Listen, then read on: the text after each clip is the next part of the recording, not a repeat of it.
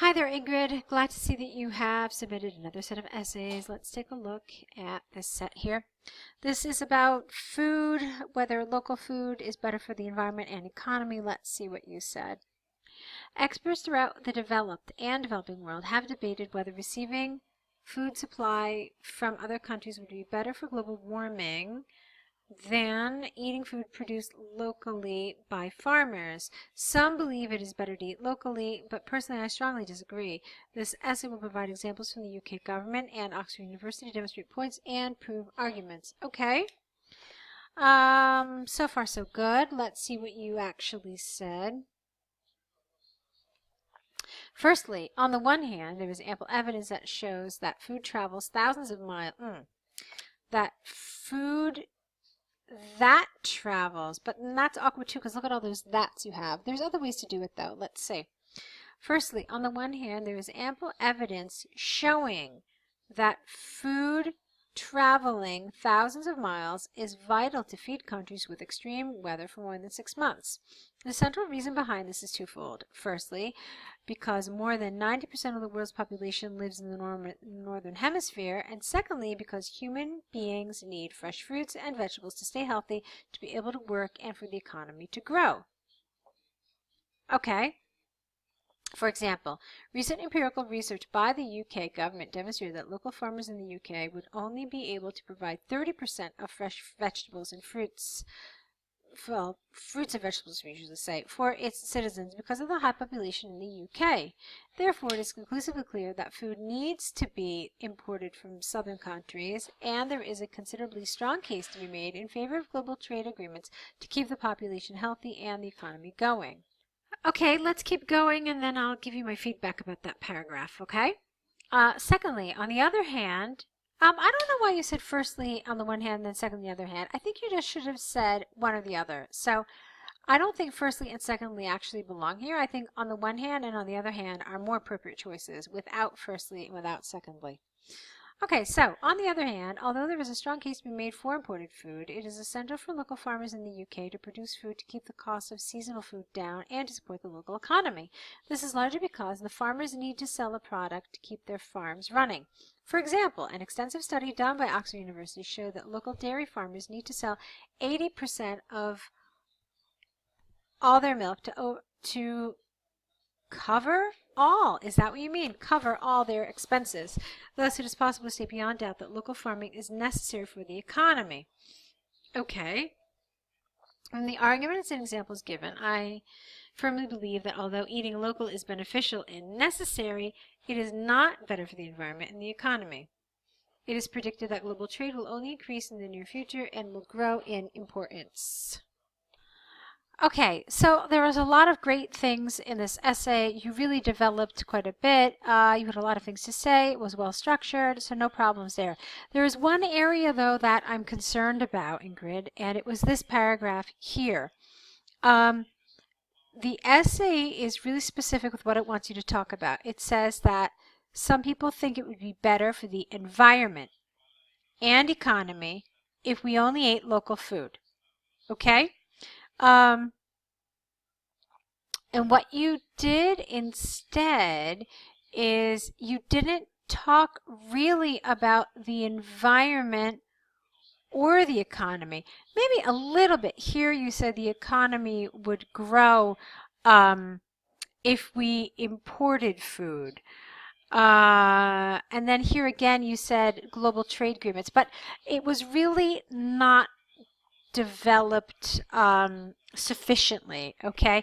And in other words, it sounded like you were arguing more in favor of importing and not arguing against local food. So this is something you have to be really careful about. Just because you argue in favor of the opposite side, it doesn't mean necessarily that you are arguing against the side that you're actually supposed to talk about. I don't know if that's clear. I hope I'm saying it clearly. If I don't, just let me know in your email. So what you're supposed to really talk about here is you're supposed to say, no, local food would not be better for the economy because it would just promote a small scale local economy development and I don't know, and just like kind of go into this thing. I mean, perhaps. Um, so here also you spent a lot of time talking about dietary needs, and that wasn't what you were supposed to talk about. Okay, remember, environment and economy, not so much the health of people and how we need a balanced diet that can be provided only by imported foods. Okay, so that whole line of reasoning, even though it's correct and it's it's very good, it's not what the question has asked you to develop. Okay, so you really need to be careful there. Now here you did talk about local farming and the economy. So what ends up happening is there's really nothing about the environment. Okay. So that's what's essentially missing, this analysis of local food and if it would be better for the environment. There is a lot to be said about this, okay? One of the things that you could talk about is food miles, all right? It's a buzzword nowadays. It's about the environmental effect that the transport of food has on our environment, okay? And how if we ate locally that we wouldn't have this on our environment. Another thing that you could have talked about, which is against local food, is about how a lot of the land in the world just isn't sufficient to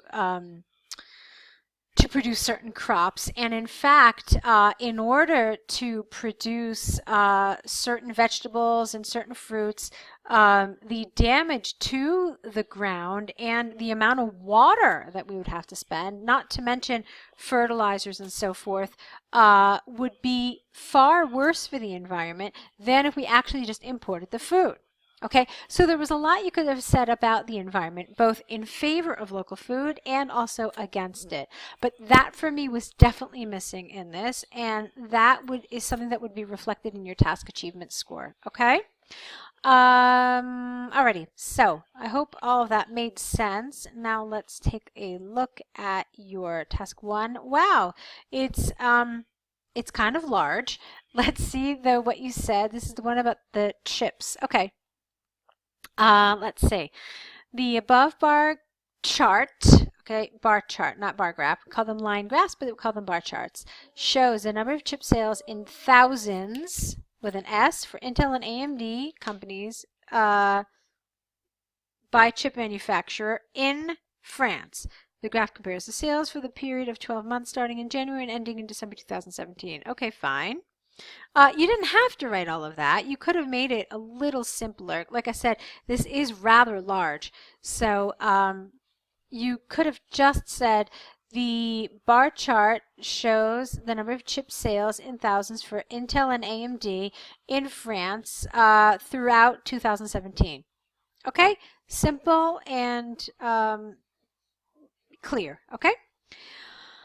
So overall, throughout the 12 months, the most sales were by Intel. During the month of June, the highest amount of sales was made by Intel compared to 0 sales by AMD. The lowest amount of sales made by AMD was during the month of June, whereas the weakest sales for Intel were made in April and July. All right, now this is a little too detailed for an overview. I agree. Yes, it's okay to talk about Intel. If you wanted to add just one little piece of information, it could have just you could have just said during the month of June, Intel had the highest sales and AMD its lowest. That's it. Done. All right? You don't have to say the lowest sales were made by AMD because you just said it in the previous sentence. In January, the sales of Intel were 50,000, followed by an increase without the D of 30,000 in February, and they reached ED a high of 90,000 in March. During the second quarter, the sales first dropped to 25,000 in April and then tripled to 90,000 in May. They, because it's sales plural, they continued to rise to the highest level of 125,000 in June. At the beginning of the third quarter, the sales plummeted again to 25,000 before stabilizing, ing, at 75,000 for the month of August, September, and October, respectively. You didn't know, not respectively, because you only gave one figure. So respectively would have worked if you had given me 3 different figures. So before it stabilized at 75,000 for the months of August, September, and October, full stop. For the month of November, there was an increase to 110,000, and the year closed with a slight fall to just above 100,000 in sales. All right, so essentially what you've done is you've given me every single month, which makes it certainly detailed, but I would even venture to say too detailed. Remember that one of the key things that you have to do in task 1 is to really focus on the key features of the diagram, of the graph, of the chart, and write about those. One of the ways to do this is to group as much as possible. You didn't really do that. You gave me all 12 months from what I could tell. Yeah, I'm pretty sure all 12 months are mentioned. So you really needed to select a little more carefully. Now, one way that I have seen this particular chart done successfully is by splitting the year in half. So the first half of the bar chart is analyzed, and then the second half is analyzed. And that seems to work quite well, because then you can kind of edit and you can make some connections with some of the data. Anyway, let's take a look at your second paragraph here. Your last paragraph actually. In January, the sales for AMD were 25,000 and increased to the highest number of 130,000 in February. The sales plummeted in March and April to 75,000 and dropped again to 25,000 in May. There were no sales in June, but they recovered and reached the second highest number of 110,000 in July. For the following 3 months, the sales fluctuated between 40,000, careful, 90,000, and 75,000. For the month of November, there was a minimum amount of purchases at 10,000 and ended the year. No, and this ended the year at 40,000 in December. During the month of November, the highest difference of 110,000 between the two companies took place. Highest difference, okay, Intel 110, whereas that doesn't make sense. The highest difference of 100,000, you mean, with Intel at 110,000, whereas AMD had only 10,000. Okay, so what's going on here again is what I said in your previous paragraph as well. There is just too much information. There is no selection of some of the key features, and so that's what you really needed to correct here. You needed to group some of this information together, select some of the high points, select some of the low points. You didn't do that. Instead, you pretty much gave me 24 pieces of data, which is why it was so long.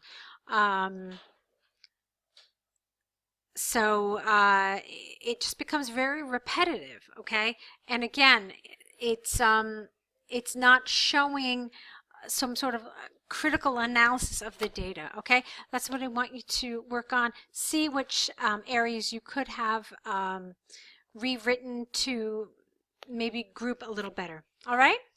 Go ahead and correct them, return them back corrected, and let's see what you're going to do in your next set. Alrighty? Good luck.